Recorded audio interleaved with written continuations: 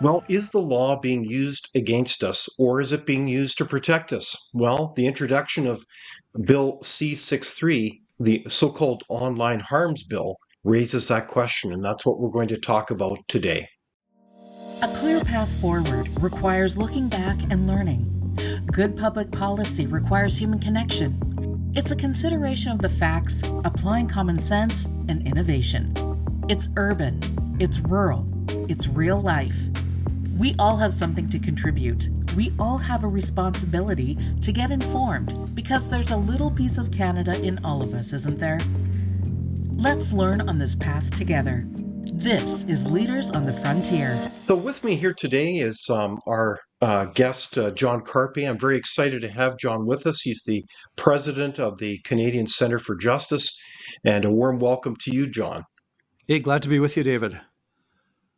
Well, John, you and your team at the Justice Center must be hard at work more than ever. I know as you seek to protect the freedom of every Canadian across our country, as we see a myriad of bills being introduced that seem on face value to be good things, but we need to really look at the details, don't we, John, in terms of bills such as the so-called online harms bill. What's your quick take on this bill? Well, it's a very clever introduction. Online harms. Who could be in favor of that? Nobody's in favor of online harm. Protecting children. Everybody's in favor of that. And so when the government introduced this, they said this is to protect kids from bullying and to crack down on hate speech and terrorism and all manner of evil. And we're here to protect you. And so now we've got a bill that's going to really damage free speech in Canada, impose a cold, wet blanket chilling effect. Canadians are going to self-censor to avoid the risk of a $50,000 penalty paid to the federal government or $20,000 penalty paid to complainant or both if the Canadian Human Rights Commission, in its subjective view, deems your speech to be, quote, hateful. And we're going to have criminal code amendments so that people can be placed under house arrest and forced to wear an ankle bracelet. Wow. Without having committed a crime, based on what they might do in future. We've got new powers to the federal cabinet to censor social media services. We've got a digital safety commission to enforce those new regulations. We've got life imprisonment for advocating genocide. And all of this duplicates laws that we already have. Just about everything in the Online Harms Act is already so criminal John, code offense. You've really done a brilliant summation of really essentially everything wrong with this Bill C-63. It doesn't sound very good at all. And I think this is in complete contrast with what we hear certainly in the mainstream media. And I do want to play a clip about the introduction of this bill because it's, to me as a layperson, it's confusing because you hear a lot of good things about, well, even the title is called the Online Harm Protection Bill. I mean, C-63. So if we could play that clip, let's look at what they're saying. We begin tonight with a new plan aimed at targeting what is all too often an invisible battlefield of digital danger. Under the new Online Harms Bill unveiled today, 5 years after it was first promised, platforms would have to remove non-consensual sexual content within 24 hours of a complaint being filed, or face a maximum fine of $10 million or 6% of global revenues. CTV's Michael Couture on the new measures to take on the trigger of torment impacting lives. Her smile, her laughter, and her innocence have all been taken from her. Jane doesn't want to share her full name, but she does want to share her story. Over a 2-year span, her toddler daughter was sexually abused by a trusted adult. Countless images and videos were posted online. She asked me one time, she goes, "But Mom, you can take them down forever, right?" And I couldn't respond as a parent. I didn't know what to say. But with this legislation, Jane hopes her daughter's childhood innocence can be restored and those images finally taken off the internet. The Online Harms Act proposes sweeping measures for online platforms to prevent and remove 7 types of content that sexually victimizes a child or re-victimizes a survivor, is used to bully a child, induces a child to harm themselves, incites violent extremism or terrorism, incites violence, foments hatred, and intimate content communicated without consent. Now, before reading the bill, the opposition Conservatives had warned it would attack freedom of speech, but the minister says that's not what this is about. We are not talking about stuff that some people call awful but lawful. There will still be humiliating comments. Now, the legislation will not apply to private messages on platforms like Snapchat, Discord, or WhatsApp, places where non-consensual sexual images are often shared. The NDP supports the bill, but will push for amendments. This bill is too important to be playing around with. We need to make sure that we are getting to the heart of the issue. Jane agrees, and she says this bill gives her and her daughter hope. I would love those images to be gone. Yeah, I mean, that is the ultimate. If that could be possible, that would be the best. This new legislation does come with some hefty fines for online platforms that don't comply. Penalties can top $10 million or 6% of the platform's global revenues, whichever is greater. Omar? All right, Mike, thank you for this tonight. Okay, so there you have it. There's a very different message from the one that you just overviewed, John, where the emphasis is on trying to protect those poor kids out there online. Our heart goes out for that parent that talked about those images and the abuse that they've suffered.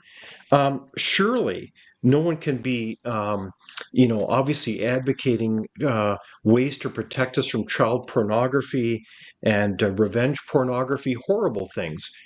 So, John, why are they leading with that message? Because it seems like there's 2 bills. There's that bill, but there's the second one that is very different, and we'll get into that in a moment, that talks about hate speech. So how do you see this issue, John?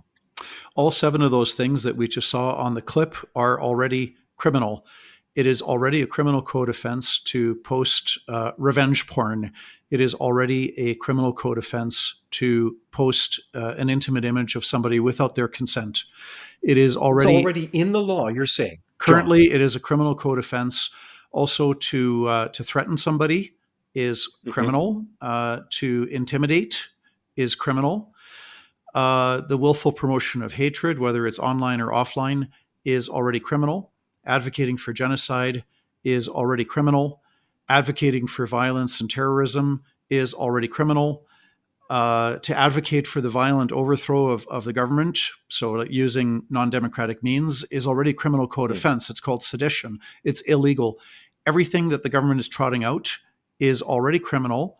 And what this bill does, I mean, certainly it tugs at the heartstrings, right? But it's interesting that the media there, who are supposed to be the conveyors of truth, the bearers of truth, don't even mention the fact that all of these things are already illegal. And if there is an enforcement problem, I don't know, if we need more policing, more resources, then that might be a good topic for a separate discussion. This just duplicates what's already there, except it's more than just duplicate, right? And I'm sure we'll get into that more. Okay, so we know that those components of the bill, the first part of it, if you will, are already there in law. It sounds like a duplication, what you're saying, John. So let's talk about the second part, the so-called tools designed to protect people from hate speech online. Can you tell us more about that? So currently under the criminal code, section 319 prohibits the willful promotion of hatred and public incitement of hatred.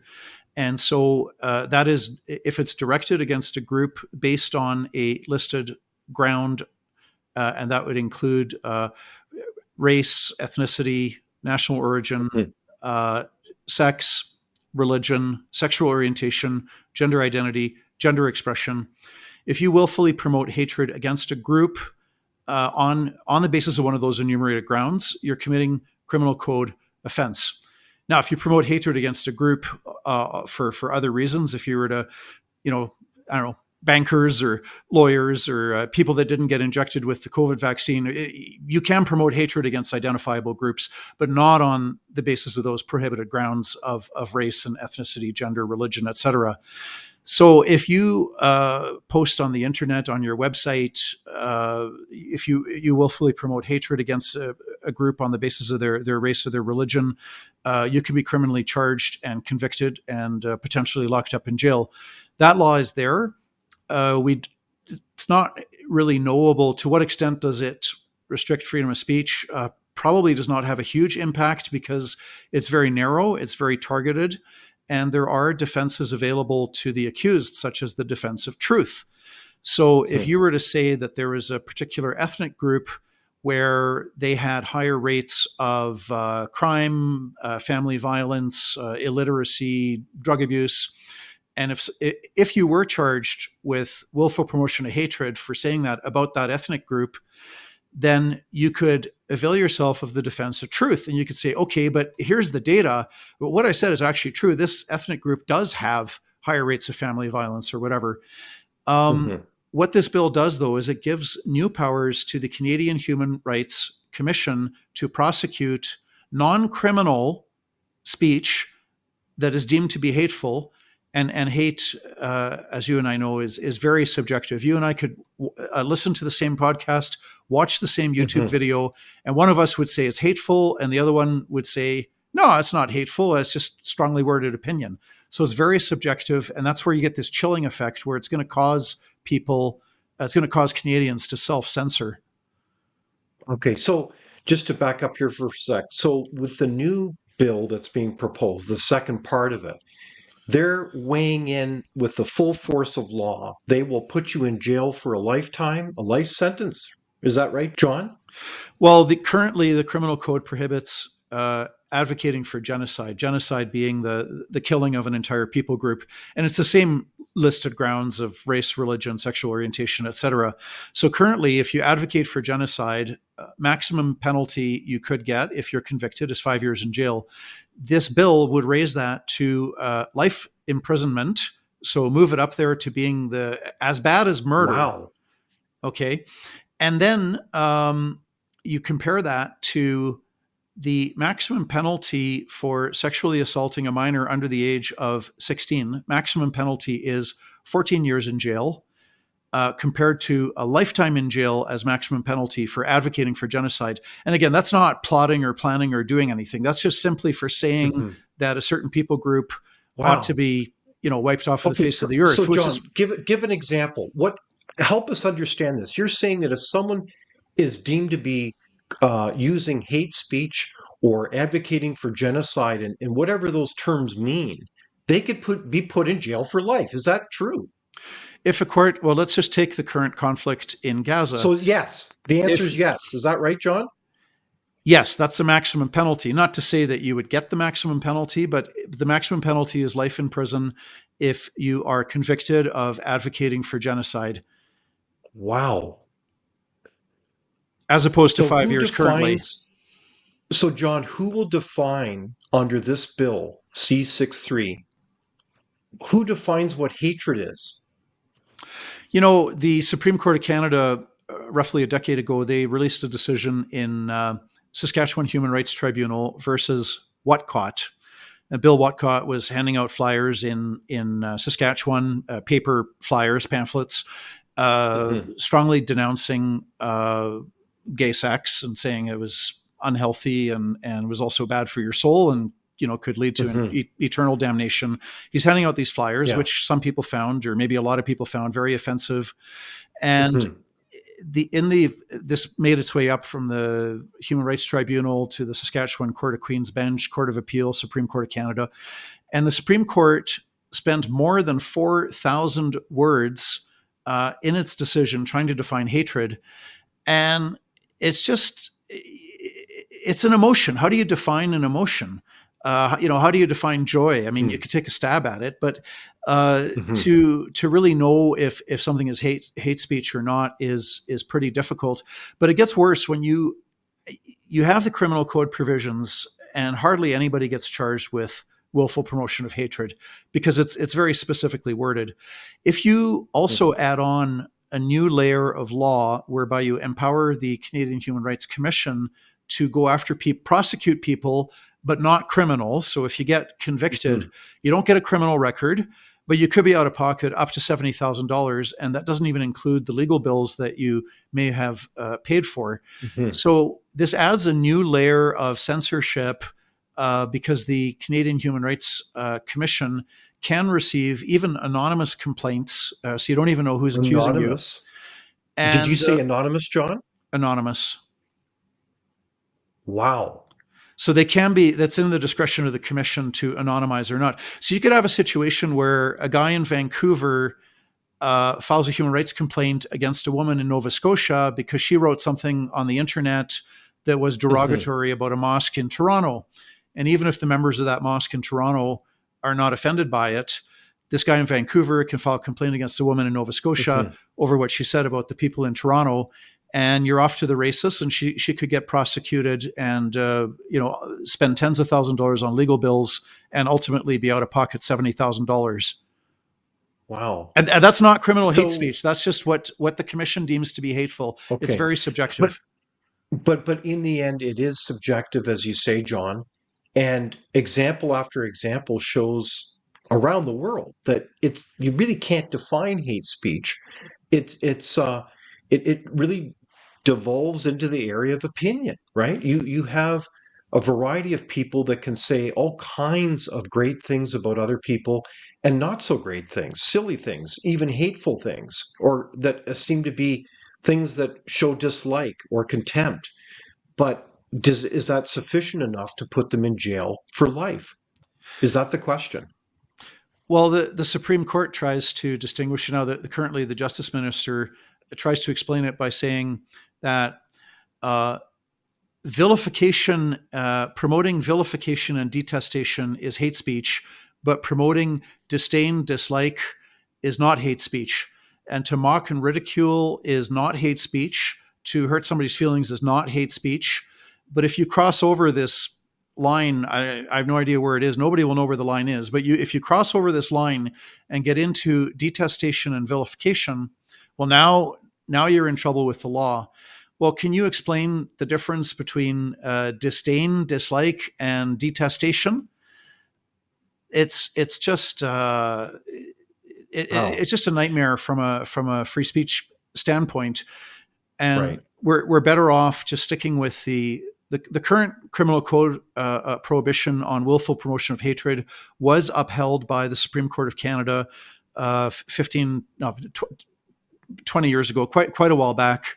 It was upheld as a valid restriction on free expression. So that's settled law. But you take that any further and people are going to have to worry about what they say, and then always looking over their shoulder. Oh, who's listening? It's terrifying. Well, it really is terrifying when you have someone who could come forward anonymously, initiate some kind of complaint among these kinds of half-cocked human rights commissions. They could bankrupt you. They could just shut you down entirely, and you don't have any room for healthy speech and engagement and differing opinion as part of a society, especially on important issues. I mean, I know your organization. You regularly you tackle, for example, Aboriginal issues, Aboriginal policy, and there's an example. Somebody can point their finger and say, well, that's criminal hate speech. Or they probably won't do that because I don't think you're likely to get charged under the criminal code. I'm familiar with some of the things that Frontier Center has written and published. But here's a perfect example. You're not likely to face criminal charges for willful promotion of hatred just because you point out the fact that there's no evidence that Aboriginal children were murdered in Kamloops. It may have happened, but there's no evidence to support that. So by making that claim, you're not likely to face a criminal code, but you could face a human rights complaint that you're promoting you're promoting hatred, non-criminal, but you're promoting hatred towards Aboriginals by disagreeing with the claim that Aboriginal children were murdered. That's an example. And the Gaza conflict, you've got a lot of strident, vociferous speech, pro-Israel, anti-Israel, pro-Hamas, anti-Hamas. There's a lot of strident comments being made, which is as it should be. What do you expect? It's a war, and people are dying. People have died. So not all of the speech is going to be perfectly reasonable and perfectly civil, and that's just par for the course. But there's an example. People are going to be filing human rights complaints left, right, and center against pro-Israel or pro-Hamas speech or anti-Israel, anti-Hamas speech. They're going to say, oh, that's hate speech, file a complaint with the Human Rights Commission, and we're off to the races. Here comes the prosecution. Exactly. The other term that is also a huge flag is the term genocide. Certainly, historically, there's been well-defined definitions around a history of genocide that involves, the massacre, the destruction of large-scale numbers of a whole entire mass community. But now we're into a range where genocide is being redefined. It could mean really any type of offense, including cultural genocide. So is genocide another one of these flags where it's hard to define now in today as people try to redefine these words? Yes. Now, to my knowledge, the Online Harms Act is not proposing to redefine genocide as it's currently put in the criminal code. And I don't have it in front of me. I haven't read it recently, but it's outlined there that it's the destruction in whole or in part of an identifiable people group, words to that effect.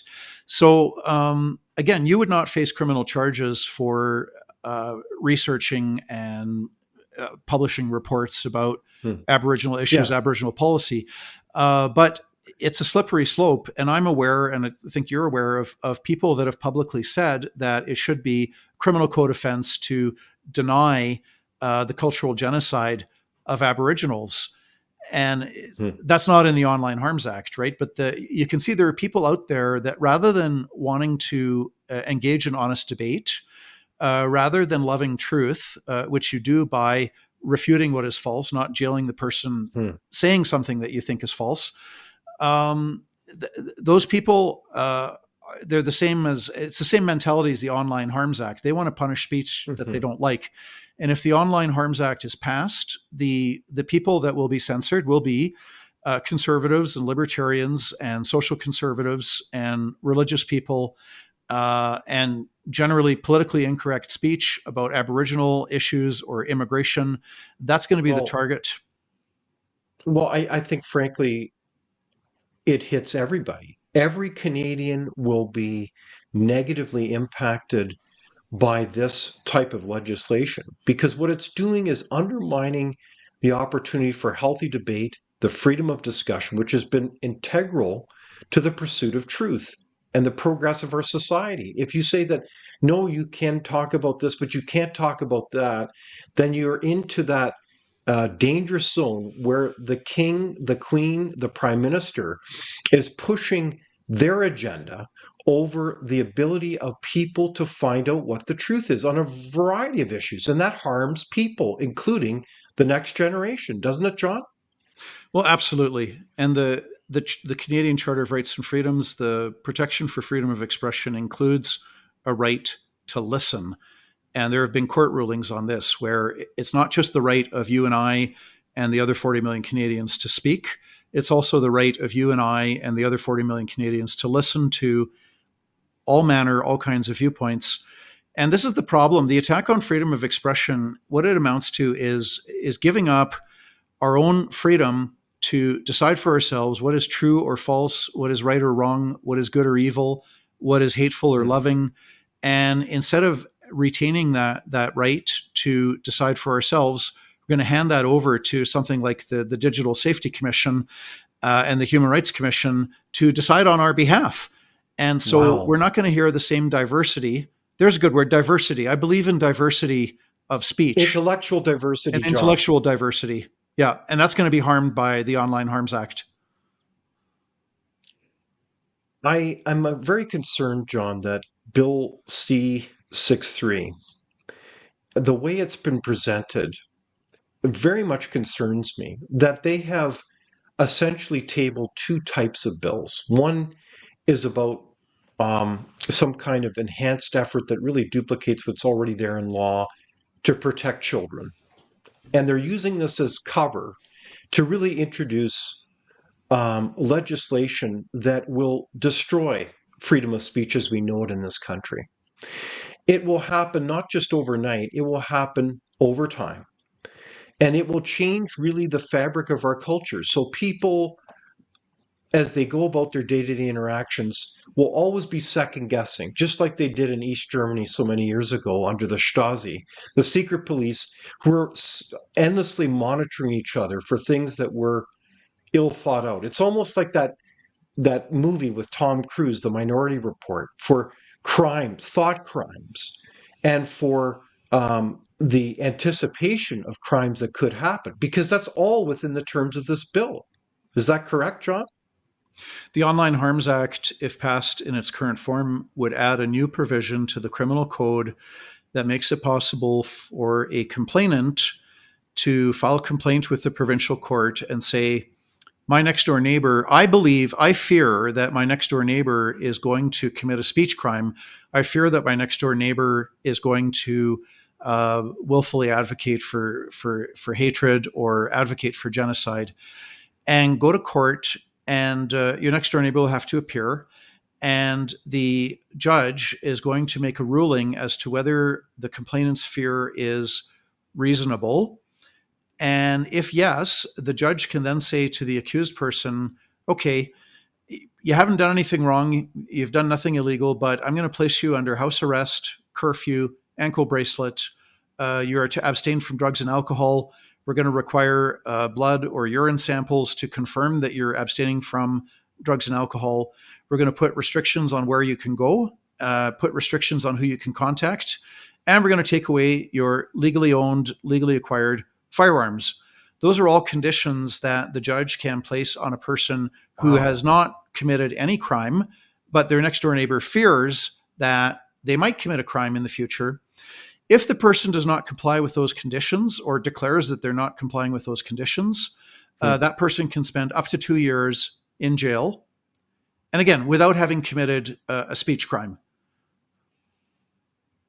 This is in the bill. That is terrifying. The bill was going to add that section to the criminal code, and it's going to amend the criminal code by increasing the maximum penalty for advocating for genocide from 5 years to lifetime in jail. Unbelievable.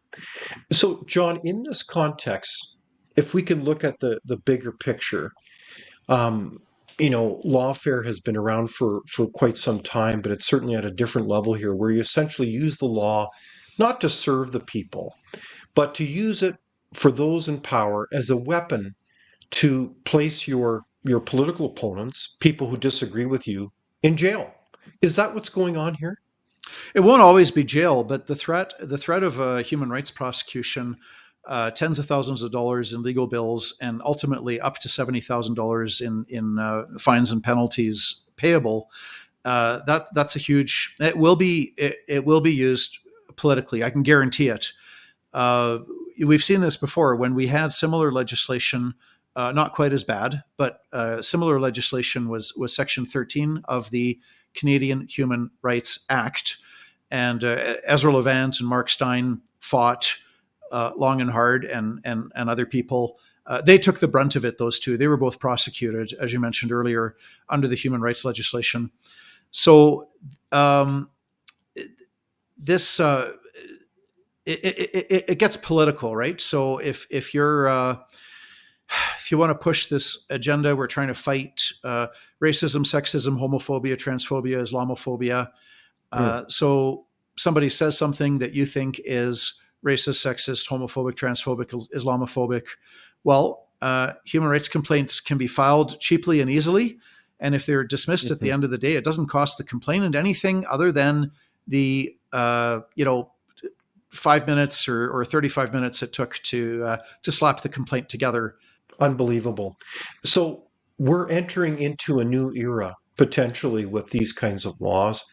And to me, it's very disturbing, because one of the strengths of Canada is we've had a People come from many different lands and traditions, including of faith backgrounds, people who are of Christian background, Aboriginal perspectives on larger perspectives on life. You've got people that are Muslim, all kinds of faiths, and people will, in their effort to be faithful, will advocate strong opinions about all kinds of issues, but it doesn't mean that they don't live in unity and peacefully in a tolerant way.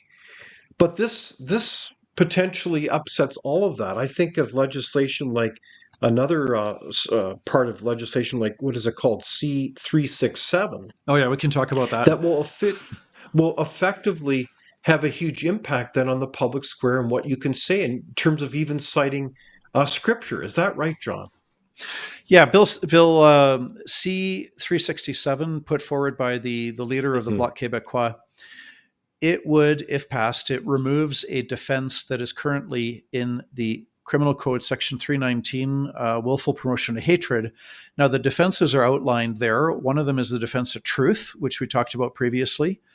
Another one is fair comment and a comment on a topic of public interest. Another one is another defense that is available is the citation of religious text, or expounding on a religious text, or sincerely expressed opinion based on a religious text. So I'll give you a very graphic example. In the Bible, in the book of Leviticus, there's a passage there that says, and this is not a perfect quote, I'm paraphrasing, but a man shall not lie with another man as you would with a woman. And if a man engages in that conduct, he should be put to death.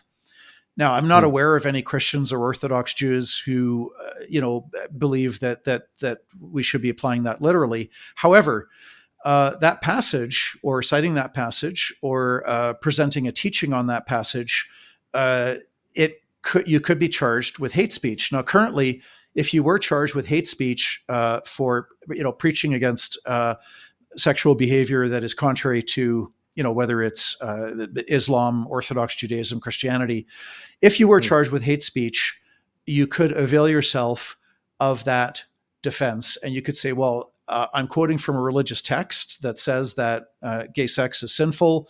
And so you would have a defense. And because you have that defense, you probably wouldn't get charged in the first place, because Crown prosecutors are bound to prosecute only cases where there is a reasonable likelihood of conviction. So this is a defense for religious speech. Okay, so Bill C-367, if passed, would remove that defense from the criminal code. And now you'd be in a position where Orthodox rabbis and imams at mosques and Catholic priests, Protestant and evangelical ministers could be charged with hate speech if they preach against homosexuality. And they would not have the defense. And because they would not have the defense, it's more likely that they would be charged, because now the Crown could look at it and say, well, we've got a reasonable likelihood of conviction. Exactly. The other cases that come to my mind, and there's so many of them, and you're very familiar with the case of Amy Ham because the Justice Center is providing legal support for her case. Can you tell us more about what you think are the impacts of this kind of legislation on a case like Amy Ham? I don't think that the Online Harms Act would have an impact specifically on a professional nurse, doctor, psychologist, lawyer, teacher, engineer. There'll be a general impact on every teacher, every psychologist, every doctor, every engineer, every lawyer by the Human Rights Commission having new powers to prosecute non-criminal hate speech. Amy Ham was disciplined by the British Columbia College of Nurses and Midwives because she dared to say in public that, brace yourself, there are only two genders, and women deserve to have safe female-only spaces, such as washrooms, change rooms, locker rooms, women's prisons, rape crisis centers, female-only sporting competitions. So Amy Ham has said publicly there are only two genders, and women are entitled to have a safe space. And for this, she was prosecuted by the BC College of Nurses and Midwives. And Wow. we've just concluded the final stage of Hearings have gone on. The prosecution has gone on for more than 3 years. And so the Justice 3 Center years. started in September of 2020, and now we're in March of 2024. So it's been 3.5 years, and the Justice Center has been providing lawyers for Amy Hamm. So back to your question, the attacks on free speech by the professional bodies like Law Society, College of Physicians and Surgeons, Teachers College, they're not going to be directly impacted by the Online Harms Act, although they'll certainly be encouraged to censor professionals. But John, I think ironically that's the point. This is all part of the pattern, again and again, of laws being introduced, actions being undertaken by quote professional associations that should know better, or all kinds of legislators who are empowering, I would call them thugs, bullies, authoritarians who want to go around and beat people up just because they don't agree with them, just because they have a different perspective. Now, I get it. We don't want to be hateful in this society. But part of the reality is we need desperately in this society more than ever healthy debate and discussion. That's the process by which we get to truth and that our society can move forward. And we do that with grace and tolerance. But as soon as you start introducing lifelong prison sentences, fines to boot, and a grinding down of process that will take years, then we have arrived in 1984, John. Can't disagree with you. The other aspect we hadn't touched on yet is that the Online Harms Act gives the federal cabinet new powers to censor social media services. They can create all kinds of regulations, and those censorship regulations will acquire the force of law without any input from Parliament. And this is what regulations are all about. The federal cabinet, or provincial regulations under a provincial law, and then we're going to establish the Digital Safety Commission. Watch out when people use that word safety. We have to remember that during the French Revolution, it was the Committee for Public Safety that chopped off the heads of thousands of people. Yeah. So be careful. Double speak. It's all double speak, right, John? Digital Safety Commission. Well, there's no safe space for free speech. If these people the bill actually says they're not bound by the rules of evidence. Mm-hmm. So you're going to have some very, very arrogant bureaucrats that are not constrained by the rule of law that will enforce these new censorship regulations that will be passed by the federal cabinet. Exactly. And this is always the lesson of history, isn't it, John, that the people left, these czars, the good and the great, get appointed, and they're the ones because they're so wise that will determine exactly what hate is, what genocide is, what anything they say is, according to them. So this is a huge red flag. And so I have a question to you, because John, how many years have you been practicing law? I was called to the bar in 1999. So yeah, go 20, I guess about 24 years. So 10 years ago, would you have ever anticipated in your legal career that such a piece of legislation could be introduced at this time? I would have anticipated that government with a different philosophy, the Section 13 of the Canadian Human Rights Act, which allowed the Human Rights Commission to prosecute non-criminal hate speech. It was repealed under the Harper government. I would not have been surprised if there was a bill put forward that said, okay, we're going to bring back Section 13 back to the way it was before. That would have disappointed me, but it would not have surprised me. But here we've got preemptive punishment of people who have not committed any crime. We've got life in prison for advocating genocide. We've got anonymous complaints under the Human Rights Commission. We've got federal cabinet with new powers to censor social media services. We've got a new Digital Safety Commission. All of the other stuff, it would have surprised me 10 years ago. It's still shocking today. And you alluded to this. It's always free speech for me, but not for thee. Because if you ask any supporter, if you were to have a supporter of the Online Harms Act, I'd be surprised if somebody comes forward to chat with you about it. But if you could find somebody, if you ask that person, well, how do you feel about other people curtailing your speech if they disagree with it, find it offensive, find it hurtful? And that person would probably say, oh, no, I should be allowed free speech, right? So it's free speech for me, but not for thee, is the underlying philosophy behind the censorship.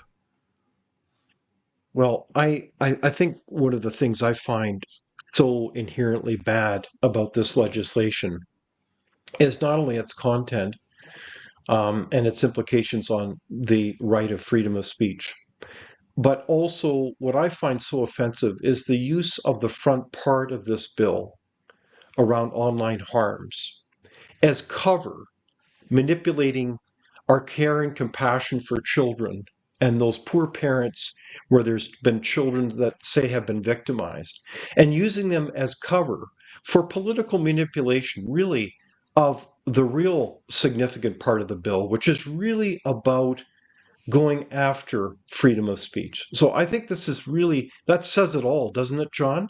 That a government would use others, including the cause of children, as really cover for a pretty cynical use of lawfare. It's a very clever marketing strategy. And this is another issue in relation to the bill, is that, of course, it's right that we have criminal code prohibitions on, posting an intimate image of somebody without their consent, and revenge porn, and so on, child pornography. All of this stuff is criminal.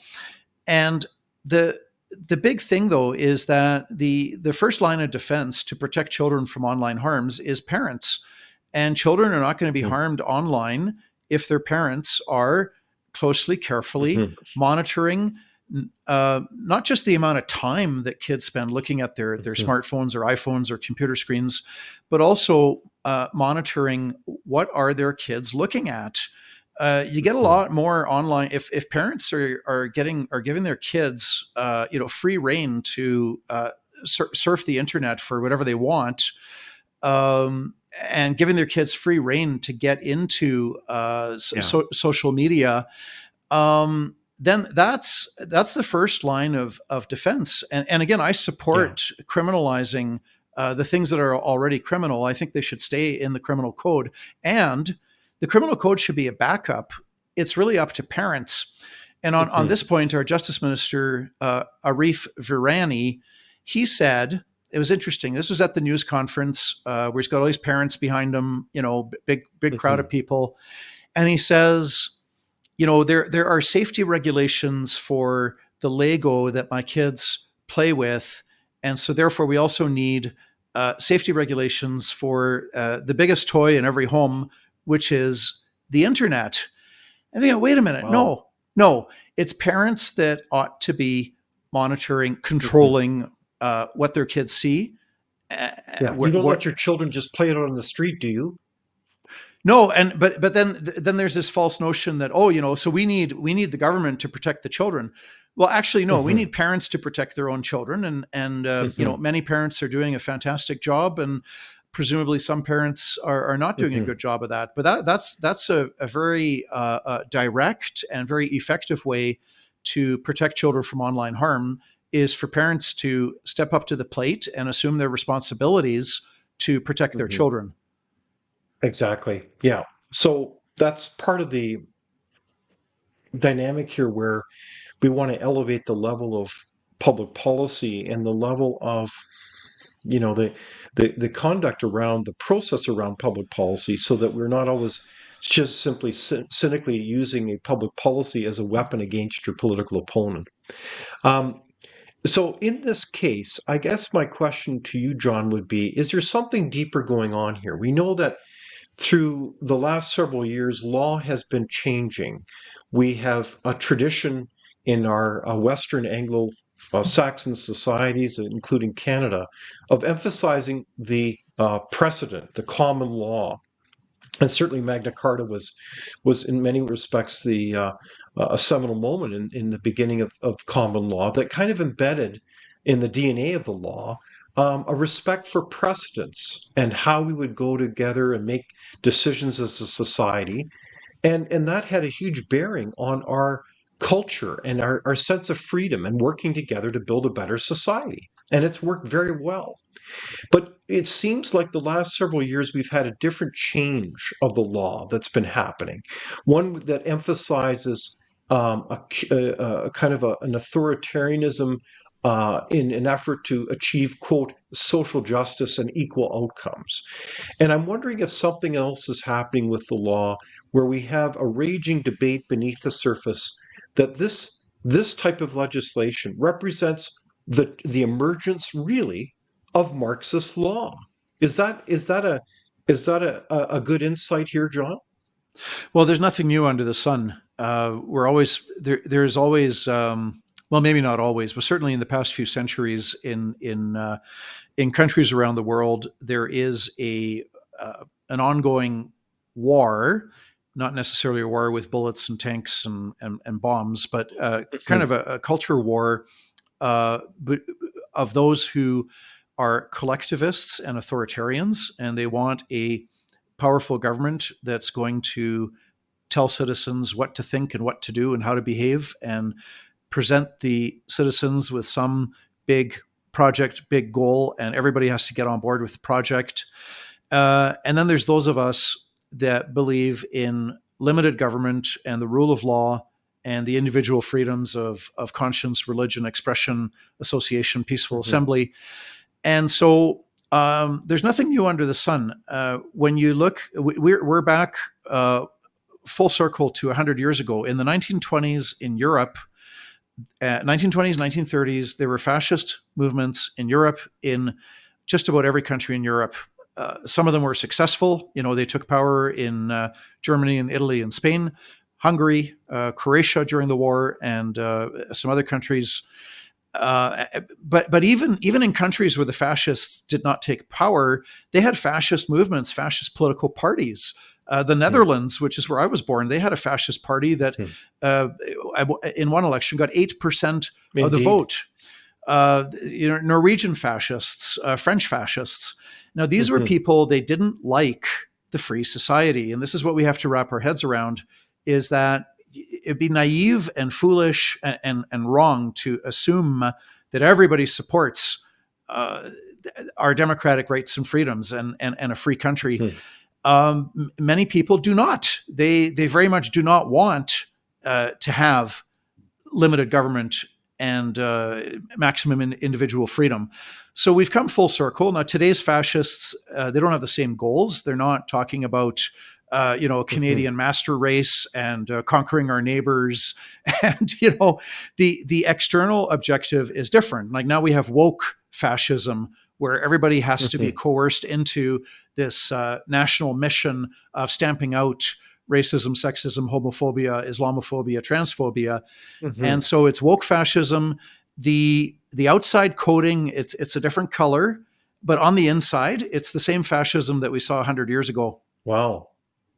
No, I think that's a real challenge. And or and Marxism. Marxism would be a similar example, right? The Marxists, and of course there's obvious differences between Marxism and fascism, but they have a similarity. The Marxists will say, we all have to get on board with the program and join in the great mission to create the workers' paradise and to create this equality of outcome. And the state is going to coerce everybody into producing this equal society. And so the goal is different. The goal is, workers' paradise, substantive equality, but the methods are the same, and the methods mean to destroy our freedoms of expression and other freedoms. Exactly. Yeah, this is certainly the pattern in history as people, these authoritarians work together to create their utopia here on Earth, and individual rights and freedoms should be put aside as they build a better utopia for all of us, supposedly. So on that note, I did want to share with you a fascinating clip that is not being seen by many people.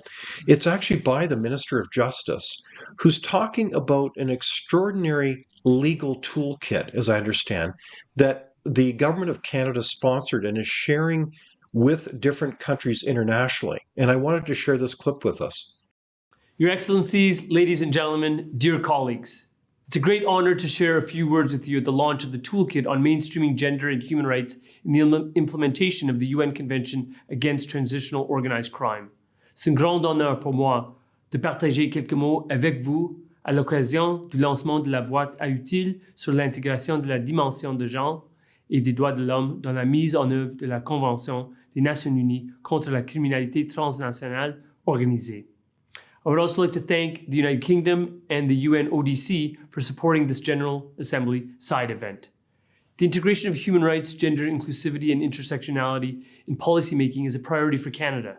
It's also a priority for me personally.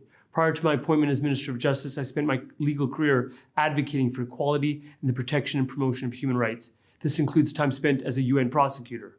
Our government strives to apply gender-based analysis plus, or GBA plus, an analytical approach that provides a rigorous method for the assessment of systemic inequalities. It's also a way to assess how diverse groups of people may experience initiatives, including those on organized crime. At Canada's Department of Justice, for example, my officials apply a GBA plus lens to all of our work, from legal services, policy and program development, to communications and evaluation. This helps to ensure that all initiatives are responsive, inclusive, and reflective of diverse experiences and realities in order to more effectively prevent and combat crime. Their work is supported by a departmental GBA Plus unit with expertise in gender mainstreaming. We must consider the needs of all people. Canada is very pleased to fund the UN ODC Toolkit through our anti-crime capacity building program. We see its development and launch as a very important step. The toolkit will provide resources to help support and champion gender and human rights mainstreaming efforts in the implementation of the Transnational Organized Crime Convention, and integrate recommendations and best practices shared by many countries on this issue in recent years across various United Nations fora. Our financial contribution is just one part of Canada's support to this initiative. It builds on our recognition that it is essential to integrate intersectional and gender-based analysis and to incorporate human rights considerations into all anti-crime efforts. We do this not only to adhere to relevant international treaties and customary legal norms, but also to protect marginalized and at-risk persons from harm. We want to prevent re-victimization and re-traumatization. These efforts help ensure that no one is left behind in Canada and around the world. I commend the work undertaken by the UN ODC in the development of this toolkit, and I encourage all governments and practitioners to use it as we all work to prevent and counter organized crime. Je salue le travail entrepris par le ONUDC dans l'élaboration de cette boîte à outils et j'encourage tous les gouvernements et praticiens à l'utiliser dans le cadre de leur effort de prévention et de lutte contre la criminalité organisée. Thank you. Merci beaucoup.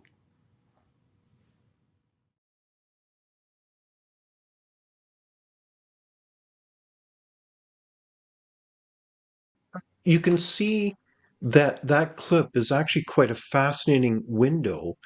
I mean, there's certainly language that may be confusing for many people, but this is classic Marxist analysis being employed and embedded across the use of the law, from prosecution, certainly on the criminal side, to many other things. So I would encourage people to look actually at this toolkit. You can actually find it online.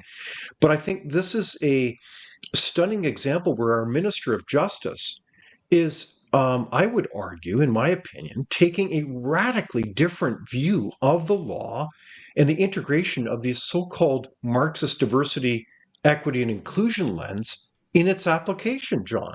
Is that not a fair insight here? No, I agree with you, Dave. For the record, I'm in favor of diversity and I'm in favor of inclusion. I'm in favor of equity.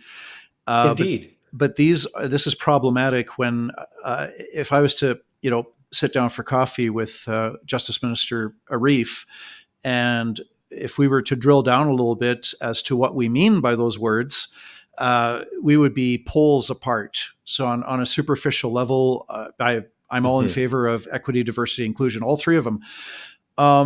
But what he means when he says gender-based analysis, there are different kinds of feminism. There's what you might call a classical feminism or traditional feminism, which says that men and women are equal, and there's no reason why a woman could not become, prime minister, policeman, firefighter, doctor, lawyer, CEO of the corporation.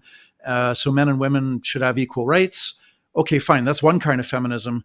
There's a different kind of feminism that sees men as evil and women are good, and that there's this systemic oppression, and it's against the whole notion that all of us, whether male or female, have to assume responsibility for our own choices, and that both men and women are equally capable of doing good and doing evil. So those are very different definitions of feminism. And so that gender-based analysis, I don't know for sure, but I don't think it's the kind of classical feminism or traditional feminism that I myself No, subscribe not at to. all. And the same with the other words. He talks about human rights. Well, I fight for human rights every day. And I've got, Justice Center's got a team of lawyers and paralegals that are fighting across the country for human rights. But my understanding of human rights is that it includes our freedom to speak and to practice our faith. And I think Justice Minister Arif's idea of human rights is quite different from mine. I agree. And I would dare say that the minister is really forfeiting his duty and responsibility to uphold the rule of law in our common law tradition. And this is where our country needs a national debate on what kind of society, what kind of nation we want to build. A nation based on the rule of law, or a nation of laws created by, I would argue, authoritarian leaders who seek to impose their political will, their way of thinking, and to deem some people with acceptable versus unacceptable thoughts. Well, we go back, we're in the same battle as 90 years ago, 100 years ago. And a lot of it depends on what Canadians of goodwill do in terms of being active in the democratic process. Because most countries in Europe had a fascist political party or a fascist movement. In some countries, the fascists won. In other countries, the fascists did not win. And it's the same. Indeed. On that point, I want to mention we've got the Justice Centre has a petition. We are currently just shy of 50,000 signatures. We're hoping to get another 50,000 in the next few weeks. And these are going to be delivered to the Prime Minister's office in Ottawa in April. And I strongly urge anybody listening to the podcast or seeing the video, contact your member of parliament. And I don't care what party he or she belongs to. The MPs have to hear phone calls and emails from their constituents, and silence is consent. If you don't contact your MP, if somebody accuses you of not stopping the Online Harms Act, that accusation might hold some water. Well said. And I really commend the Center for developing that petition. I know other groups as well are trying to pursue forms of action. It's important then, isn't it, John, that Canadians as citizens speak up and be sure to contact their elected representatives, particularly if they're from other parties that are in support of this nonsense. But this is a very historic time in the life of our nation, is it, John? Every day, every month, every year, they're all important because when we lose our rights and freedoms, and we've been heading in the wrong direction for decades now, it typically does not happen overnight. It's bit by bit by bit. So we've seen previously, we've had bills C11 and C18 that give government more control over the internet, and those were very bad steps, but they were small. Their impact, in some cases, is not felt immediately. This Online Harms Act is a quantum leap. It's not just a step in the wrong direction. It's a jump. It's a leap in the wrong direction. But it's really up to us as citizens to, if people who love freedom roll up their sleeves and become more active in the democratic process. The only thing necessary for evil to triumph is for good people to do nothing, as the old saying goes. And so I think we can stop the Online Harms Act if there are enough Canadians that voice their concerns about it. Or if we don't stop it entirely, maybe we can get some of the worst provisions eliminated from it. Indeed. So I want to thank you very much, John, for all your work and leadership on this important issue, and as well as your ongoing uh, comments today that help us understand the importance of us speaking up as citizens for individual rights and freedoms. Thank you very much. Thanks for having me on your show, David. Thank you for watching Leaders on the Frontier. We're a nonpartisan think tank. We explore ideas, policy, and practical solutions that can make a difference in the lives of Canadians. We do not accept any government funding. We work for you. Thank you for supporting Frontier. Visit fcpp.org to give. While you're there, be sure to check out our latest articles and research. Without open discussion and debate, you're not thinking, nor are you free. Comment below. We'd love for you to join the conversation.